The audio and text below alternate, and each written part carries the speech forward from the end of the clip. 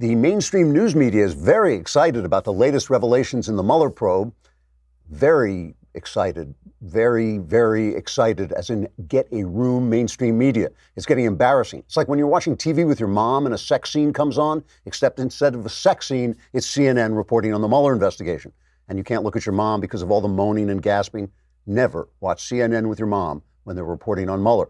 Anyway, as you all know, Robert Mueller is the special counsel who was appointed to investigate whether Donald Trump colluded with the Russians in rigging the election so that Hillary Clinton lost.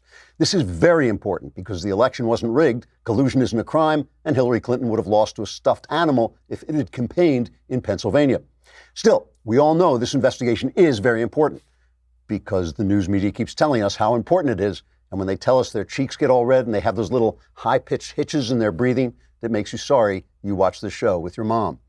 So far, Mueller has charged Michael Cohen with lying, Paul Manafort with lying, Alex van der Zwaan with lying, and Michael Flynn with lying. The news media hopes these men will now testify against President Trump because their testimony would be so trustworthy. Now, none of these charges stem from anything having to do with Russia rigging the election, which they didn't, or Trump colluding with them, which wouldn't be a crime even if he had.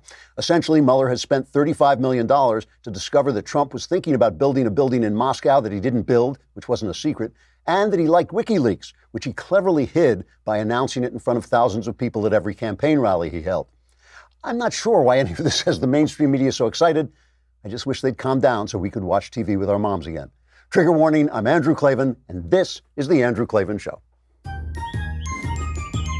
feel hunky-dunky, life is tickety-boo. Birds are winging, also singing hunky-dunky-doo. Ship-shape, tipsy-topsy, the world is zippity-zing. It's a wonderful day, hurrah, hooray! It makes me want to sing. Oh, hurrah, hooray! Oh, hooray, hurrah! All right, we are back after the Klavanless weekend. Cost us our former president, George H.W. Bush, but now a new week begins, and that means the latest episode of Another Kingdom is available to subscribers. This is episode 9, the penultimate episode, and it is titled Orozco. And if you don't know who Orozco is, then you haven't been listening and you don't know anything because you've missed one of the great stories. If you're not a subscriber, you won't be able to watch the new episode until Friday. So what are you waiting for? Head on over to dailywire.com and subscribe to watch the first and second seasons of Another Kingdom. Dailywire.com subscription is now the best deal on the internet. You get all these shows, you get the mailbag, you get Another Kingdom. Do it. You will like it. In fact, later on, we will have the very star of Another Kingdom, Michael Knowles, the lovely and talented Michael Knowles, will be with us to discuss the war on Christmas. So you can get even another dose of Michael Knowles, which has happened to several women who have complained about it over the years. Meanwhile, we want to talk about 23andMe, which is one of those wonderful services where you spit into a jar and they tell you everything about yourself. 23andMe helps you understand what your DNA can tell you about you and your family story. There's never been a better way to give the gift of genetic discovery to your parents, your siblings, your aunts, your grandparents, and everyone else on your list. I really enjoyed it. It was genuinely fun, genuinely interesting, kind of revealing, told you stuff that you wouldn't actually think about, and really easy to do, too. I found out that I was, in fact, made in the image of God, which I hadn't known.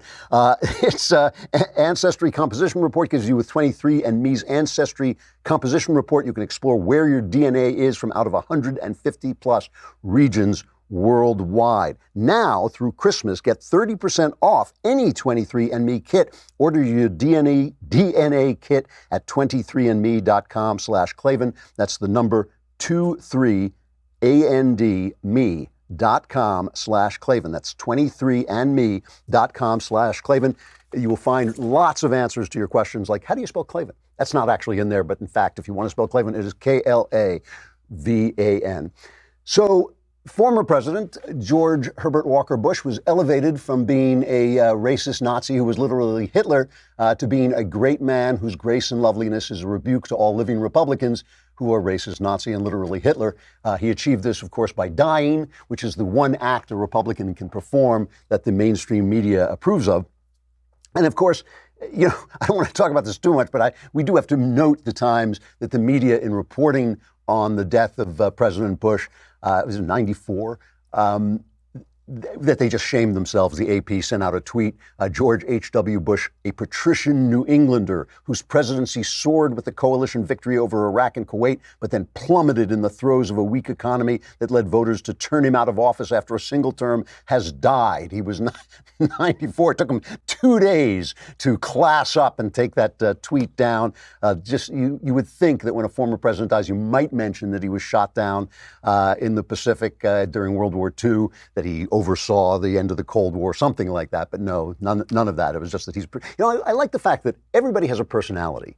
Everybody has some kind of way they can be characterized or, just pigeonholed. So it's fair to say George H.W. Bush had a patrician personality. But why is that bad? I mean, with the press, it was always bad. He was always out of touch. And whereas being Mr. Spock, like Obama, that was a good thing theoretically. It's all in the way you look at it. Anyway, they brought back all the old mythologies. The fact that this total mythological story that was in the New York Times back in the day when he was president, that he didn't know what a scanner was in a supermarket, and that was supposed to show just how patrician and out of touch. It was sent in by a New York Times reporter who wasn't even at the scene at the time. It was never true. And of course, the Willie Horton ad, that is the big one. I mean, this is, the Willie Horton ad was an ad he ran against Michael Dukakis. When he beat Dukakis, he pointed out, Wait, he didn't. The ad did. The ad pointed out that Dukakis had released a guy on a program and he had gone out and committed murder. And the picture of the guy, Willie Horton, he was black. So, of course, immediately the left said, well, this is a dog whistle. So they're still doing this. Here's the thing you need to know before I just play a little bit of the press now still reporting on this. It wasn't the Bush campaign that put the ad out. When the Bush campaign mentioned this, they didn't use a picture of Willie Horton. And it was only the left who thought about the fact that he was black. The fact was he was a murderer. That was the big deal. Do we have this piece of little montage of the press talking about this? Yeah, play that. This is also a president whose campaign, included the Willie Horton ad, the most famous dog whistle ad, until this cycle. Bush and his allies made up the ground by attacking Dukakis as too liberal. Soft on defense, they said, and soft on crime. His revolving door prison policy gave weekend furloughs to first-degree murderers not eligible for parole. One was Willie Horton, who murdered a boy in a robbery, stabbing him 19 times. The strategy worked. In the end, Dukakis lost 40 states, and Bush was president. Do you think that the Willie Horton ad against Michael Dukakis ushered in a new era? Because while that is still a bad ad, when you look at it now, it seems tame compared to what kind of ads are on the air every 2 years. It seems tame now, but that was something that hinted at racial animosity. It was certainly by no means George Bush's best moment in later years. He was not proud of it. The best he could say was, I make a differentiation between campaigning and governing. I mean, this is so offensive because there's no one there. There's no one in the media to turn around and say, wait, let's go back to the assumption that this is a racist ad. Never mind the fact that the Bush campaign didn't even put the ad out. They never ran the ad. It was a third party that did it. And then Bush had mentioned this incident but didn't put the picture of the guy up there. But the entire premise that if you show a black criminal, it is anti-black is absurd. It's like the premise that if you criticize George Soros, you're anti-Semitic, or you criticize Barack Obama, you're anti-black. It's a ridiculous premise, but there's no one in the media to turn to anyone else in the media and say, you know what, our entire premise is a left-wing premise and it's nonsense. I have a couple of things I want to say about George Bush. First of all, I think it's worth noting that he was the last president from the greatest generation. He was a wartime guy who had fought in World War II. He was a pilot he was the youngest pilot, I believe, of a bomber in the Navy, a Navy pilot. If you want to read about his ordeal, read Flyboys by James Bradley, which is a wonderful book. During the battles in the islands, these horrible battles when they were trying to dislodge the Japanese, he did a bombing raid over Chichijima, which was, Iwo Jima was part of that island chain. And he hit the target, but then took flak and went down. Other members of his crew were killed. He was paddling out there in a raft for 4 hours while other pilots were taken by the Japanese, killed, and then cannibalized. The Japanese enjoyed eating parts of their victims. And Bush was fortunate enough to be rescued by a submarine, and other planes flew around him to protect him. He was a genuine war hero, and he won the Distinguished Flying Cross, I believe it was. And, you know, he was a man of character. I mean, this is the thing I just want to get to, because I'm going to have some criticisms about some of the things he did. But I want to mention that his character was really something. I mean, he had served his country. He had been a businessman, an oil man. He became head of the CIA, a congressman. He was all kinds of things. Finally, vice president, and a loyal vice president to Ronald Reagan, whom he didn't really sympathize with or agree with, but he always said that Reagan was very good to him, and he was very loyal to him. I just want to play this one cut, because Dana Carvey was the Saturday Night Live guy who did the imitation of him. So Bush invited Carvey to his Christmas press conference and was friendly toward this guy who had been mocking him all this time, which I just think kind of shows you it was a different time, and that he was a man of that kind of character who could laugh at himself. Play that. The way to do the president is to start out with Mr. Rogers. It's a beautiful day in the neighborhood. Then you add a little John Wayne. Here we go. Let's go over the ridge. You put them together. You got George Herbert Walker Bush. Dana's given me a lot of laughs. He said to me on the phone, "You sure you really want me to come there?" And I said, "Yeah." And he said, "I hope I've never crossed the line." And I knew exactly what he meant. And as far as I'm concerned, he never has. And the fact that we can laugh at each other is a very fundamental thing. I'm not sure on November 4th that the invitation would have gone out and had the same enthusiasm, but we're shifting gears, and I think he's given us a wonderful kickoff to what I hope will be a joyous, totally friendly, very happy, somewhat nostalgic, but Merry Christmas for everybody. So, you know, you can say, and you would be right, that Donald Trump would never have that kind of grace to somebody who had criticized him. But you also have to say that the people making fun of Trump and who have been making fun of George W. Bush and making fun of Mitt Romney didn't have that grace either. Their humor was a lot meaner and even more one-sided than SNL has been all these years, and comedy has been all these years. Back in those days, they actually told jokes about the Democrats as well, which no longer happens. But the thing is, after George Bush came Clinton, his son, George W. Bush. He's the only president besides John Adams whose son became president. Obama, and now Trump, which I think you can say the character, it was not the same. Of those men, I think only George W. Bush had a really good character, a character that one could admire.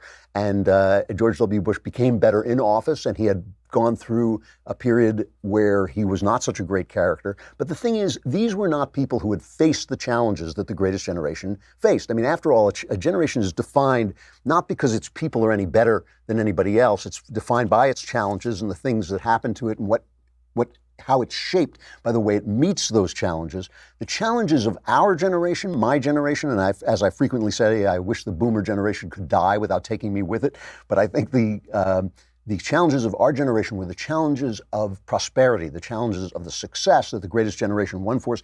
And those are the times, that's the time when nations decay. That's when nations decay at their pinnacle of success. If you look at the Republic of Rome, it was after they beat Carthage, after they rose to a pinnacle of success, that they rapidly, I mean, with dizzying speed, descended into civil war and violence, and ultimately the Republic fell. So I want to talk about that death spiral and how it kind of comes out of after George H.W. Bush in just a second. But first, it is your last week to get the Genucel Sunspot Corrector for free. This is for sunspots, age spots, even red inflamed patches. This could be yours for free with the purchase of Genucel. The brand new Genucel Sunspot Corrector boasts outstanding reviews. People love it. They put it on. It makes the sunspots, it dims them, makes them harder to see, makes obviously your skin look younger. And this is the last week you can get this Sunspot Miracle free. Time is running out to take advantage of the offer. Watch your sunspots vanish and your bags and puffiness gone. It actually absorbs the water in the pouches under your eyes and reduces them. For results in as little as 12 hours, the Genucel Immediate Effects is also yours free. Text EYES1 to 77453. That's EYES number 1 to 77453 to get the Genucel Sunspot Corrector free with your order. Don't miss out on this incredible offer. Order now, and as a bonus, receive Chamonix Luxury Microdermabrasion, also free. Rejuvenate and unclog pores for instantly radiant, baby soft skin. Just text EYES1 to 77453. EYES number 1 to 77453 to get the Genucel Sunspot Corrector free with your order. You know, you look at France and you see what a death spiral looks like. I've said before, I think Europe is already dead, but it's just going through the last kind of twitches of its death. But I think what happens in success to a country, when it reaches that pinnacle of success that this country reached, for instance, after World War II, is the next generation feels that it has no challenges, no opportunity for heroism, and therefore no meaning in its life. They want meaning, and so they exaggerate every clash. They exaggerate every little thing that happens, and they lose the ability to communicate with the opposite side. And that's what you saw with George Bush inviting Dana Carvey and making fun of himself, allowing himself to be made fun of, the way that he spoke in a civilized way. Maureen Dowd wrote a piece about how they got along, even though she frustrated him with her attacks on him all the time, that he was constantly writing her affectionate letters, saying he liked her. He didn't know why he liked her, but he did, even though she was mean to him. When you lose that ability to communicate, what happens is the powerful have no way of identifying with the weak, and the weak have no way of respecting what the powerful have done in creating the world around them. And this is what happened in Rome. I fear that it's happening here. It's certainly happening in France. I mean, Paris is burning. It is burning because Emmanuel Macron, in the elite obsession with climate change, raised the taxes on fuel without considering the fact that in Paris you may not need so much fuel, but out in the country where people make their livings by driving around, you need that fuel, and people started rioting. And once they started rioting, of course, the radicals came out, the anarchists, the socialists, the communists, and started burning some of the richer neighborhoods and declaring, why can't the rich share their wealth? I mean, that is an amazingly entitled idea that somehow the rich who earned this wealth, who built stuff, should give it to you. You know, that's the conversation that happens in a death spiral. The conversation that happens is, we don't care about you. We're raising taxes on you because we are fascinated with this climate change narrative. So that's what the powerful do to the weak. And then the weak say, why don't you give us your money?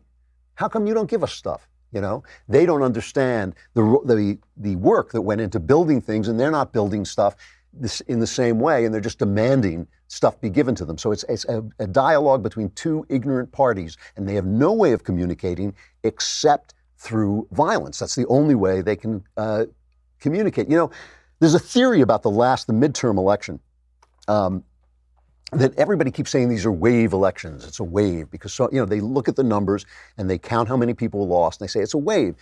And yet almost every midterm election now, is a wave election. And Selena Zito, who has been writing some very intelligent stuff about this, put forward a theory that what we're not seeing is a wave. We're seeing the public trying to correct the drift of the government and the government not listening. So in other words, as the government becomes too radical under Obama, they vote out all the Democrats. They leave Obama in there because they liked him and he was president, but they voted out Democrats across the country. So the Republicans started to think like, oh, well, they like us, so we should just, play to our base. We should emphasize the most radical part of our agenda. So then, of course, Trump gets in and they vote all the Republicans out. And the Democrats are thinking, great, now we can go back to the Nancy Pelosi, disaster. And all it is really is the public saying, no, get back to the middle. I mean, what is the middle in this country? This country is a very tolerant, culturally very tolerant country. There's not, if you've ever been anywhere else on earth, you know that this is the least racist country in the world. This is a country where people in general do not want to bother you about who you're screwing. They don't want to bother you about the color of your skin. They just want you to show up, do your job, and go home. That's what they want. They want to leave you alone. But it's also a country where people want to be free and where they understand that free markets make the money that gets shared around in these, socialist and Democrat policies. But I repeat myself. So it is a country where the people still get how the government is supposed to work. But the government doesn't. The government just thinks, oh, they love us, so we're just going to go and play to our base, play to our funders, and go as radical as we possibly can. We lose the ability to have this conversation.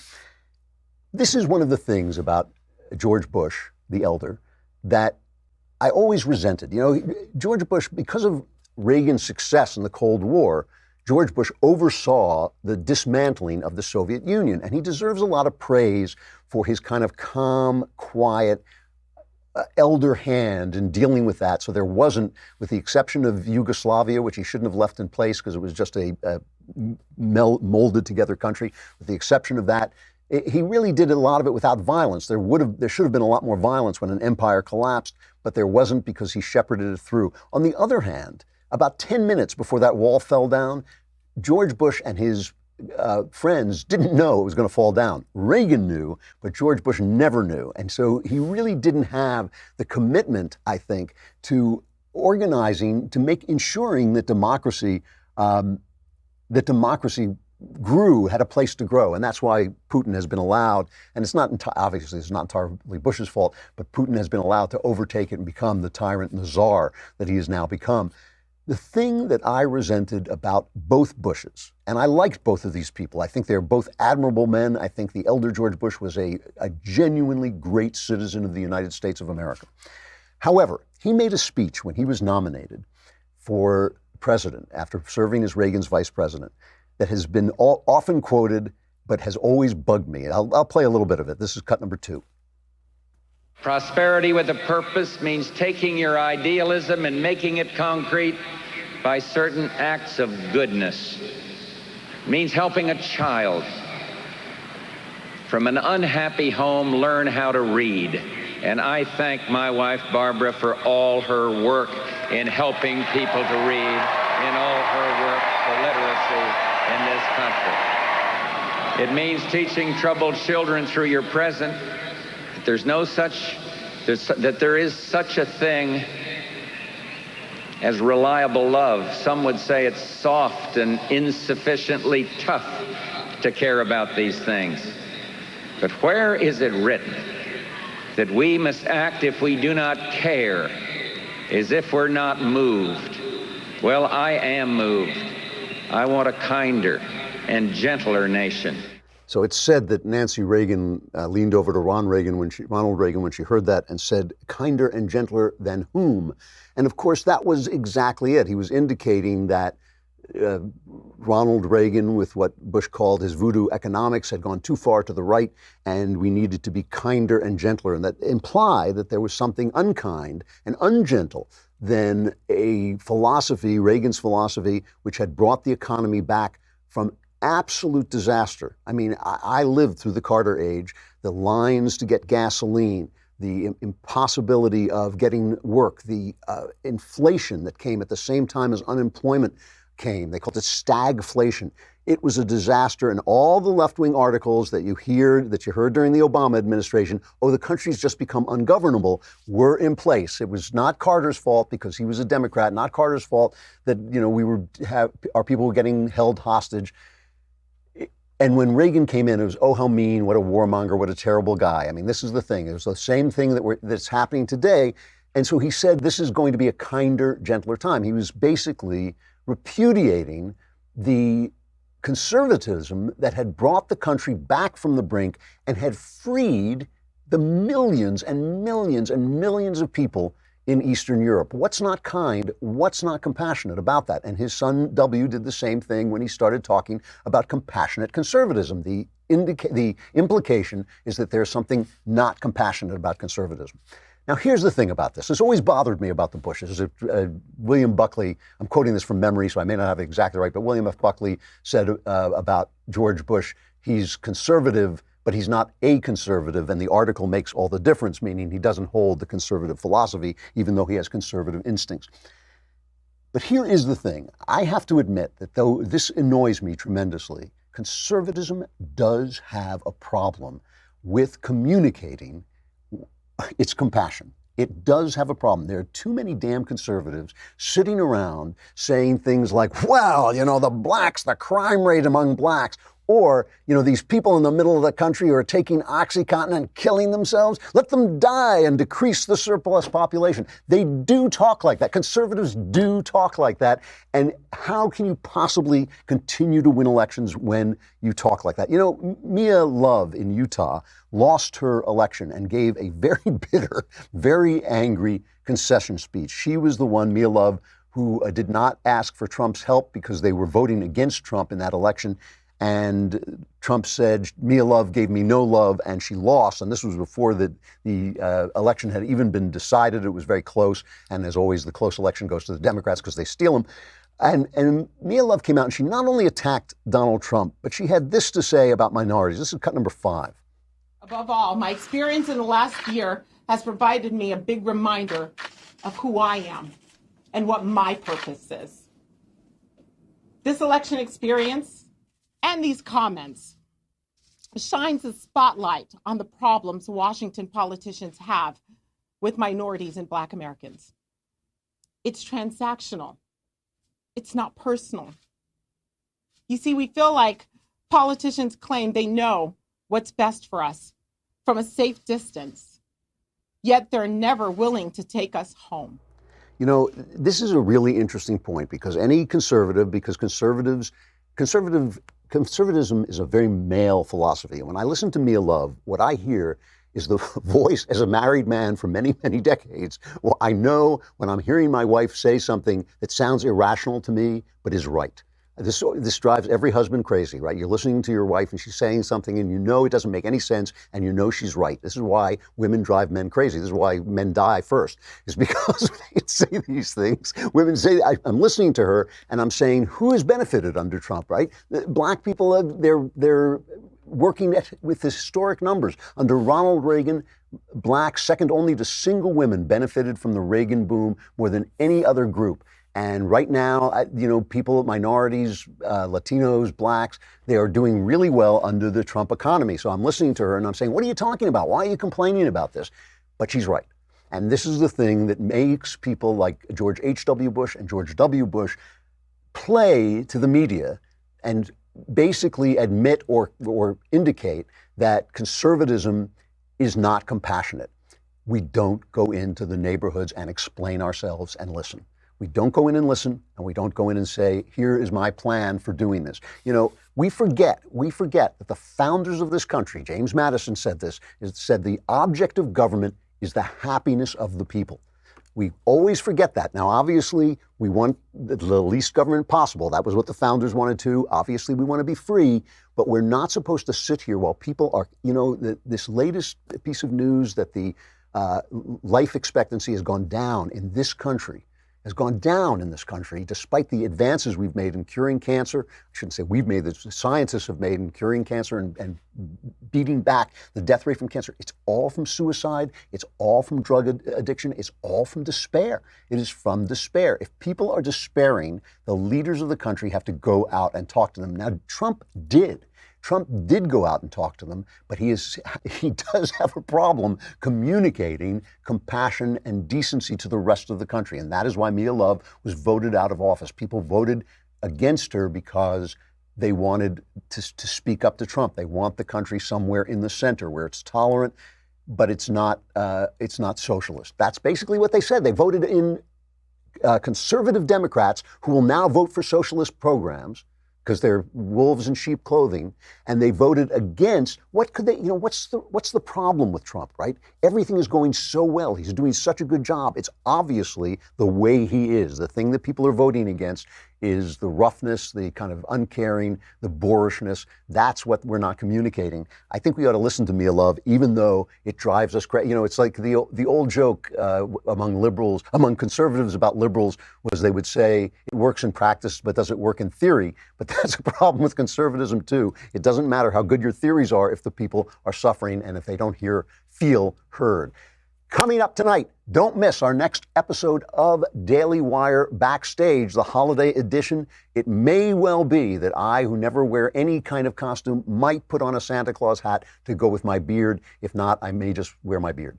Daily Wire God King Jeremy Boring, Ben Shapiro, Michael Knowles, and me will be talking holidays, politics, culture, and how the left ruins every single one of them. So be sure to tune in. And as always, the lovely Elisha Krause will be classing up the place and taking your questions as they roll in.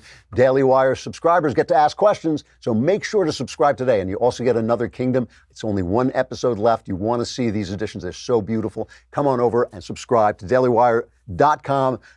The star of Another Kingdom, Michael Knowles, will be with us in a moment. But first, I got to say goodbye to Facebook and YouTube. Come over to dailywire.com and subscribe. It's a lousy $10 a month, a lousy $100 for the year. You get the Leftist Tears tumbler, and more importantly, we get your money.